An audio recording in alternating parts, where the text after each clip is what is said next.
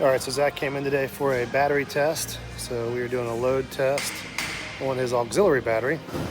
And right now it looks like the auxiliary battery is at 88%, 177 cold cranking amps compared to the 200 that it should have.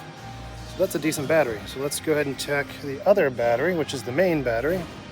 This one here should be a 650 amp or 650 cold cranking amp battery. This thing's an AGM. CCA is going to be 650. So let's run this test. So as you can see, it's at 6% of its battery life. So the main battery is the culprit here. That one needs replaced. We typically replace both of them because if one starts going bad, it usually drains the other one because they are connected in the system. So if you guys have any battery issues, come see us. We can do a load test on it, tell you which one's bad. We can replace one or both if you want.